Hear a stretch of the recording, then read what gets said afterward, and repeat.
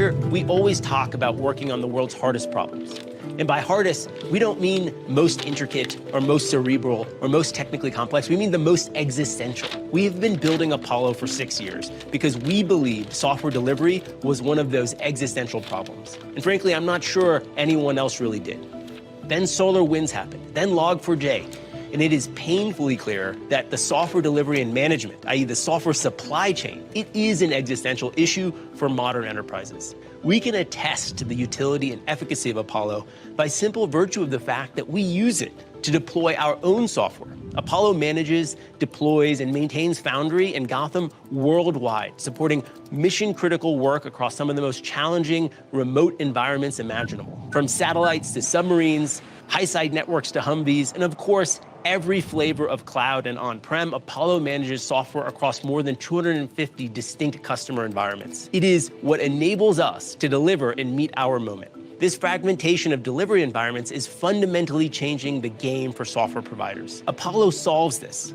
What Apollo does is it enables engineers to write code once that works for all environments. It enables the same piece of software to meet the unique needs of each environment by allowing the developer to encode its own preconditions and expected behavior of the environment, whether it's on-prem, it's in the cloud, or at the edge, so that developers can focus on creating better products and avoid all of that human toil of getting those products where they need to be. Apollo has been the backbone of how we have delivered our software over the last 6 years, and it will be over the next 60 years. I am thrilled to share the full power of the platform with you today.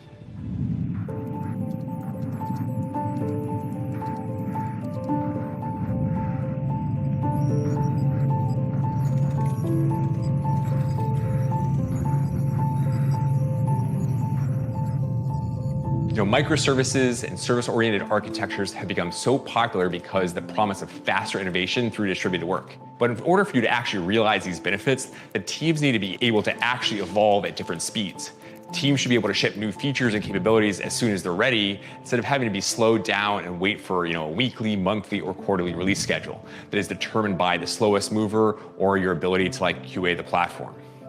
In a service-oriented architecture, there are just going to be API dependencies between the different services, but you want those to be able to ship new releases at different rates. So from the very beginning, Apollo was built to address these intrinsic problems that come with distributed systems by allowing the software engineer teams to encode the preconditions and the expectations of their software next to the code itself. Apollo then takes these embedded constraints and ensures that they aren't violated in the act of upgrading, and makes it possible to safely automate rollback of a given service without causing an impact to the availability of the entire platform. So at compile time, storage systems are able to declare the set of schemas that they are able to read from and write to, specific migration steps they support, and a way for the current version of their schemas to be reported at runtime.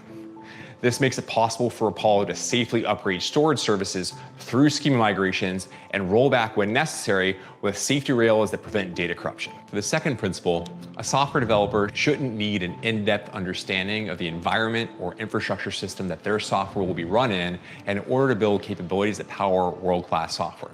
When the world was building and shipping software monoliths and deploying them to 1 or 2 virtual machines or servers, the hardest deployment problem that developers faced was trying to understand Linux. But today, the infrastructure that software is being built on is far more complicated, and it's only becoming more so. With that being said, the infrastructure systems available today make it possible to provide the non-negotiable capabilities of modern software. Things like data encryption and network security, software that is highly available and can be updated without user downtime, and the ability to deploy across multiple cloud providers and to the edge. These are all increasingly crucial for business-critical software. But for a developer to build and deploy a modern Java or Python application that needs to be highly available, maybe it needs some configuration, it needs certificates to serve HTTPS traffic, and exposed through a front door proxy, they would need to understand, configure, and maintain 6 or 7 different Kubernetes objects in addition to the cloud infrastructure components that expose that, like network load balancers. That just isn't a good use of most developers' time. So Apollo provides an SDK that developers can use to build modern software applications. Apollo's SDK allows the developer to declare the properties of their software, like maybe I need a local persistent volume, or I need 3 replicas of my service, and quorum for my service is having any replica be available. Apollo can then generate and manage the appropriate Kubernetes pod controllers based on those declared properties. A certificate and the corresponding public and private keys are generated and provided to the service so the service can configure TLS encryption for HTTPS traffic without needing to understand how PKI material is created or managed by the platform. And the developer is able to declare that their service produces an API endpoint and request that that endpoint get exposed over reverse proxy at a certain path, all without needing to understand the complexities of the way Kubernetes cluster ingress system is set up or how ingress objects work. All of these capabilities are possible without making a single line of code change. The third principle is making it possible to deploy software where it is needed by enabling software platforms to be repeatable, reproducible, and portable across cloud providers and infrastructure types. For example, many companies may find the idea of delivering their software into a new environment daunting, as their platform is nearly impossible to set up from scratch, much less operate multiple installations of at once.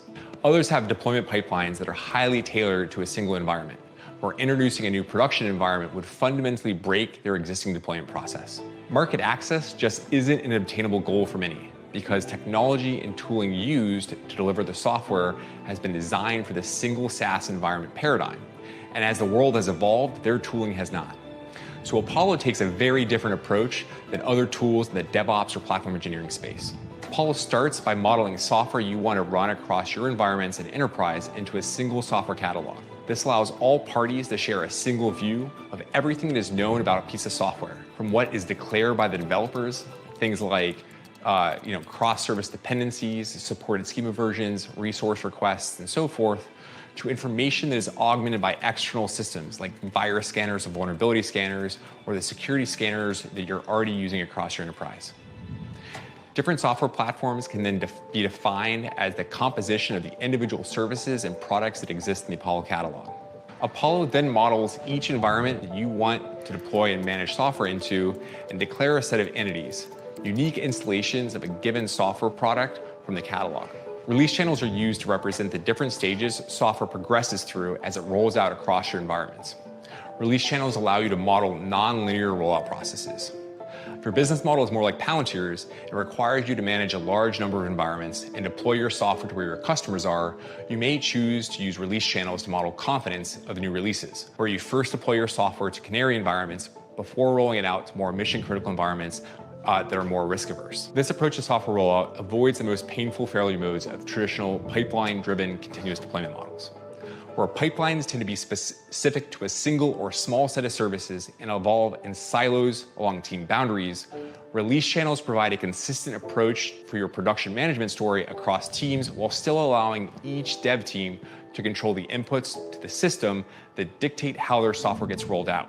And the final principle, effectively managing software in production, extends beyond the simple act of deploying a piece of software and depends on the active collaboration of software developers, operators, security, and compliance teams. If we've learned anything over the last few years, software supply chain security and related problems are not going away.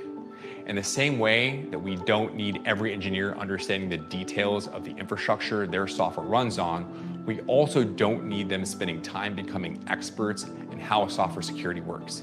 It should be an integrated part of the production management story, and it should come for free. With Apollo, the software catalog becomes the central gate that governs what software can and cannot be deployed into production, based on the policies determined by the security and compliance teams, without impeding on the natural software development process.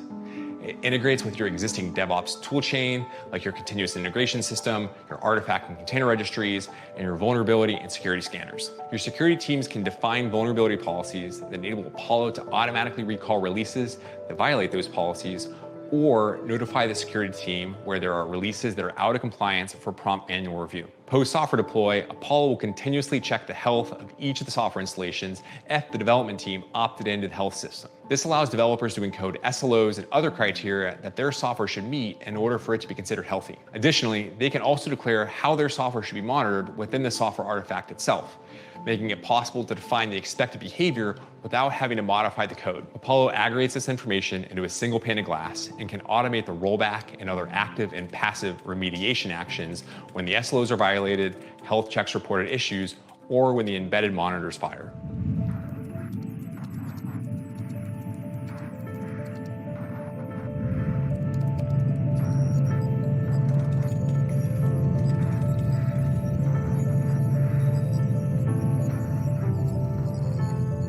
Let's jump into a demo to understand how each of these groups leverages Apollo over the lifecycle of a release. Let's imagine I'm a developer who leverages Apollo to continually deploy my software across all of my environments. I've just cut a release of the Timekeeper product on version 1.23.0. Immediately, I can see that my release has been added to the appropriate release channel in accordance with my team's deployment policies for all tagged software releases. And as a result, Apollo has begun automatically upgrading my 3 environments that subscribe to that release channel for updates to the Timekeeper service.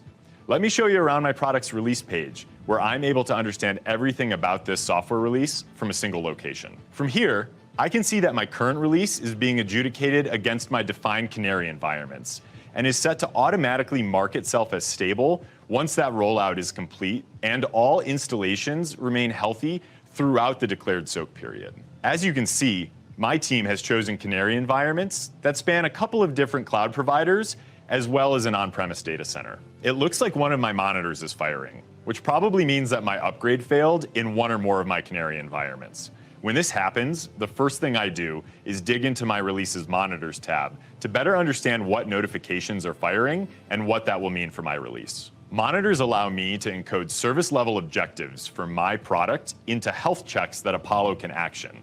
As we can see here, it looks like one of the critical monitors that I encoded within my product has failed. A critical monitor firing is typically a sign that something has gone seriously wrong with my release, and the release is not stable enough to be rolled out across the fleet. In this instance, I was the one who caught the monitor firing, but it's oftentimes a member of one of our operational teams that's responsible for managing these environments. Because I've been able to encode my SLOs within the monitor and have Apollo automatically track this for me, my colleagues on the ops team are just as capable as I am in triaging alerts and actioning things appropriately to ensure that my software is delivering value reliably for customers in production. As we were talking, Apollo has automatically recalled my release, not only ensuring that Timekeeper 1.23.0 won't be installed on any new environments, but also kicking off an automated downgrade for those Canary environments that had already upgraded.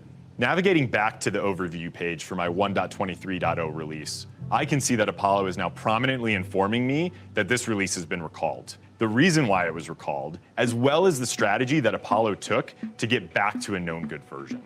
Having all of this information in a single place provides crucial historical context for me and my team.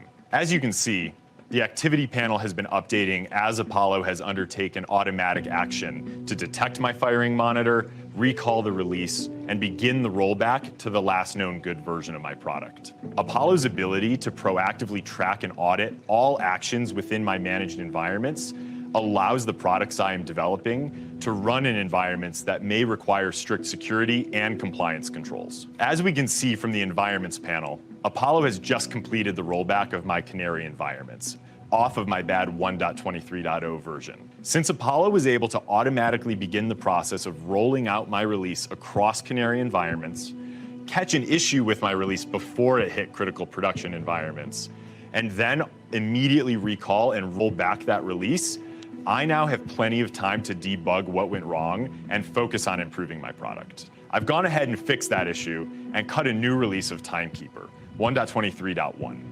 This release has successfully upgraded across all 3 of my Canary environments and has not caused any monitors to fire for my defined soak period.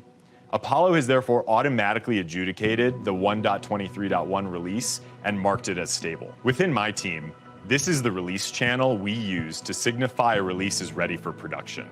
And Apollo will have automatically begun the process of rolling it out across the fleet. In addition to release channels, you've already seen me leverage Apollo's environments view to quickly understand the state of my releases across environments. Environments in Apollo are a critical concept and can take many forms.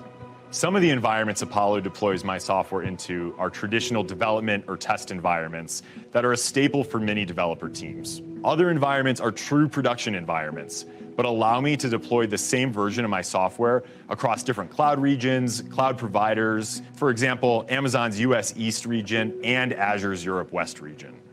And some of the environments are production environments that have been set up on a per customer basis, maybe inside of their VPC or data center. By encoding all of this information within my release in the Apollo catalog, I'm able to allow Apollo to manage this complexity for me. This gives me time back and allows me to ship software to every environment where it's needed, reliably and efficiently. As we all know, in the wake of Log4j and SolarWinds, it's increasingly crucial for organizations to holistically understand their software supply chain. Apollo provides me with an easy-to-use software bill of materials for my release, giving me visibility into all my software dependencies. I'm able to quickly filter down and understand which versions of Log4j my release is leveraging. In this instance, we can see I'm using the safe 2.17.2 version, so there's no action necessary. Apollo gives me 360-degree transparency into all software I have in production, regardless of the environment. In addition to allowing me to understand the supply chain for my software, Apollo also provides visibility into the security of my releases. As a developer, it's incredibly valuable to me to have this information alongside all of the other information we just looked at, so that I can truly understand my software from a single pane of glass. Apollo will continue scanning my release as time goes on, ensuring that we catch any new vulnerabilities that are discovered in the future and can automatically recall this release or notify me that a vulnerability needs my attention. In the time that I've been walking you through how my team leverages Apollo, it's been hard at work upgrading my production environments to my 1.23.1 Timekeeper release. We can see that the rollout is now complete, and Apollo has upgraded my software across all of the environments on which it's deployed. The world that we're deploying software into today is much more dynamic than it was even a few short years ago. And that dynamism is only increasing. Apollo was built to manage software at scale and pace, delivering further, faster, and more efficiently than ever before.